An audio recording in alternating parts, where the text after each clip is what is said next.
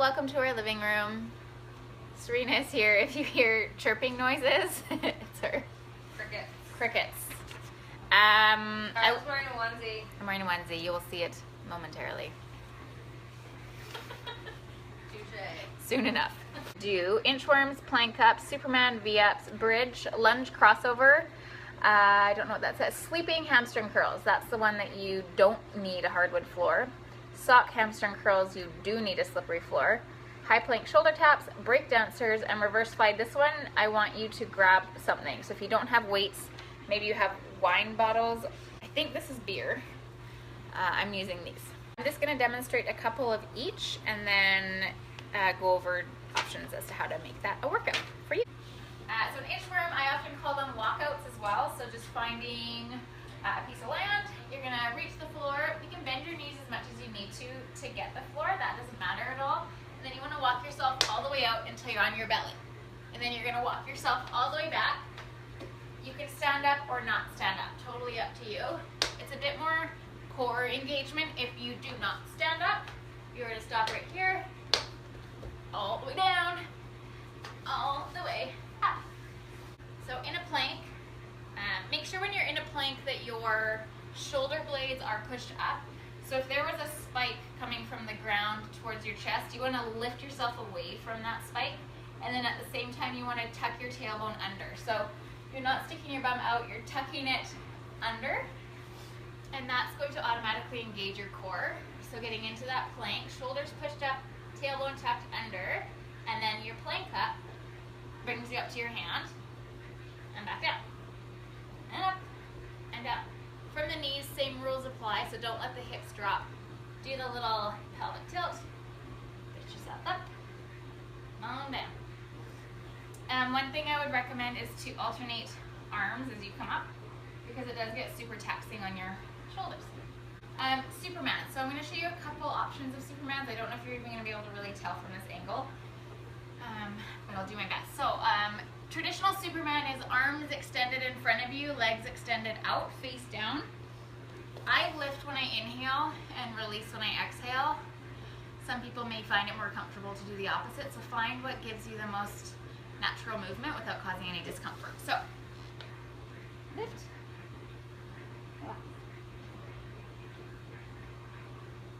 So you're only holding that lift as long as your breath. So don't get up there and hold it and squeeze and hold it and squeeze, just as long as you're breathing.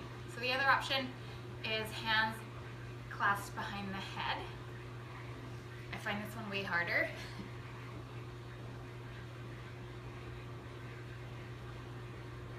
Which is probably a good reason to do it. A third option is going to be arms out like an airplane. This, palms to the floor. And I find I can come up way higher with that one. So, a V-up. So V-ups, there's a couple ways you can do them. The way I like to do them is to just start lying flat on your back. And then you're going to end up kind of in this position. So the best way I find to do that is to begin with your upper body, and then once you're up, then you can bring your legs up. If you lead with your legs, they weigh so much that they're gonna pull you down. So once you've done a couple, then you can find your rhythm and just start moving through it. So good.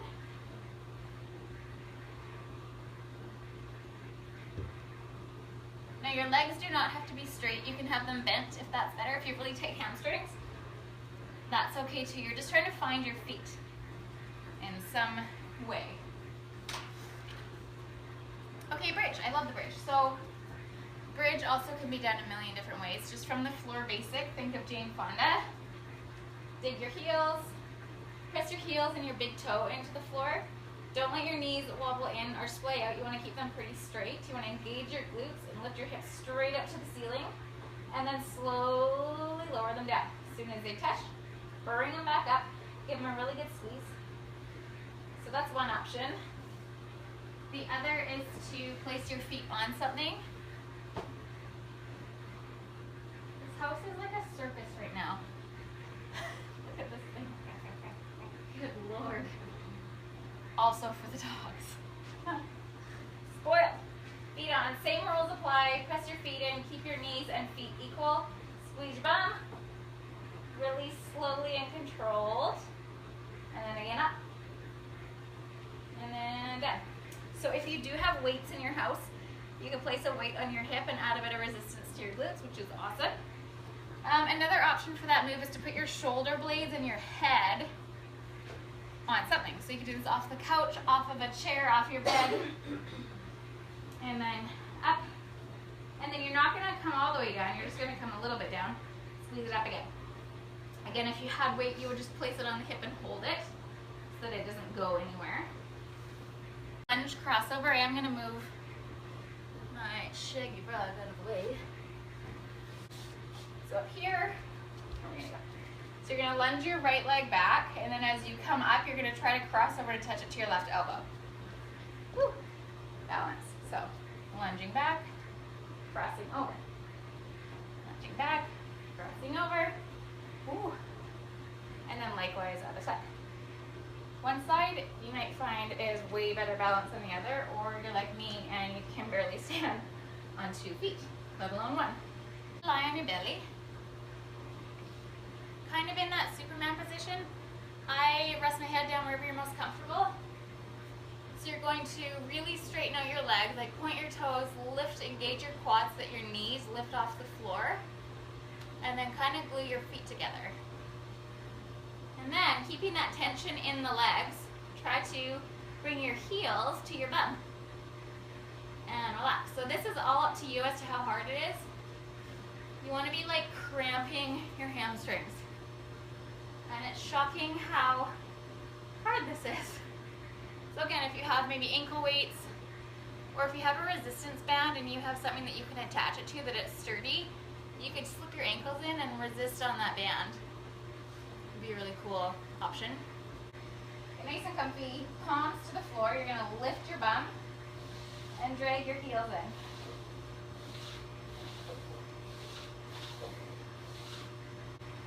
High plank shoulder tap, and then the breakdancers. So you want to get into that push-up position or high plank position. And the goal of this one is to keep your body from rocking. So you really want to engage the abs. I find a wider foot stance is going to be really helpful. Into your push-up position, tummy tight. Same rules apply like you did with the plank. So you don't have your bum way up, you have it down, tucked under, shoulder blades are up, and we're gonna tap. Opposite shoulders. If you don't feel this in the abs, something bad has happened. You should feel it immediately in the tummy. Ooh, breakdancers. Okay, so the breakdancers, you can add a push-up. I'm not going to, push-ups do really funny things to my neck. Annoying, so I'm not going to do them, but I will show you where you would put your push-up in. So your push-up would go here, and then you twist, kick opposite hand to foot, push up, kick. So the foot that you're resting on fully turns. See if you can see it. Check. This foot fully turns, kick. Again, push up. Fully turn, kick. It's a fun one once you get going. And it's even a little bit more fun on a slippery floor. Hi, Sarah. You could do this workout at home with London.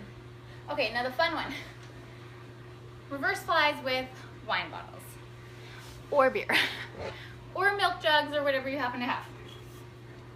So, these weigh about the same. Bent over fly position, so knees are bent, hips go way back. All of your weight should sit in your heels, tummy engaged so that your low back is not taking all of the pressure. So looking down at your feet, and then you're gonna fly back.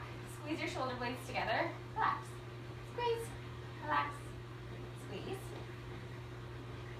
So now these probably weigh, I don't know, I should know this, 3 pounds maybe? Which doesn't seem like much, but it is. Hello, Ron. And especially at the end of your workout when you've already sort of taxed your shoulders a little bit, those are gonna be perfect. And if they're not, then just do way more. So, if you are someone who likes to count repetitions, you could turn this workout into a repped workout so that you did 20 of each for the first round, 15 of each for the second round, 10 of each for the third round, and then if you felt like getting a little bit crazy, do your fourth round at 20 again. Or, hi Katie, or if you're someone who doesn't like to count, like me, I use interval timers for everything I do. I would set your timer to anywhere from 45 to 60 seconds of work, and then 10 to 15 seconds of rest recovery to switch into your next exercise. And then, so what is that? 1, 2, 3, 4, 5, 6, 7. Choosing one of the hamstring curls is 8, 9, 10, and then 11 with the reverse fly. So that's an 11-minute workout done once. So I would set your timer for 22 or 32 or 33 or 44 rounds, depending on how much time you have. And I would rock, 2 to 4 reps or sets of that workout. Again, all depending on how much time. Yay, Katie, do it! Trapped at home sounds terrible, but it's actually not. I know it's not. Is everybody home with you? Do you have the family? How else would I maybe do that? Oh, another way that I might do that is to pick an ab exercise. Hi Tina, long time no see. Pick an ab exercise or a cardio exercise. I would do one or the other. And I would add 30 seconds of it after every single thing. So let's say you did 20 inchworms, and let's say you're doing cardio. I would do 30 seconds skipping. And then 20 plank ups, 30 seconds skipping. 20 supermans, 30 seconds skipping. See what I'm saying? Or let's say you're gonna do a plank in between everything. So 20 inchworms, 30-second plank. 20 plank ups, 30-second plank. You know what I'm saying? So get creative. There really is no wrong way. I very much don't think that there's a wrong way to exercise. There's a million awesome ways to train, and you're gonna get awesome results from a lot of them. So I say, switch it up. Do things differently. If you're always counting and you're always doing super heavy reps and heavy weights and low reps, switch it up. Go super high reps body weight. Or if you're always doing high intensity interval, then don't do interval times with this, and pick reps and work your hardest 3 reps, and then take adequate rest, and then do it again. But just play with it. Be creative and have a ton of fun. And then have some protein after. So I'm going to decide what I'm doing with my snowy day, and that might just mean I make a lot of bracelets. So be safe if you're out on the roads. Take your time. You're in no hurry. You'll get there. And just be aware of other drivers. Thanks for checking in.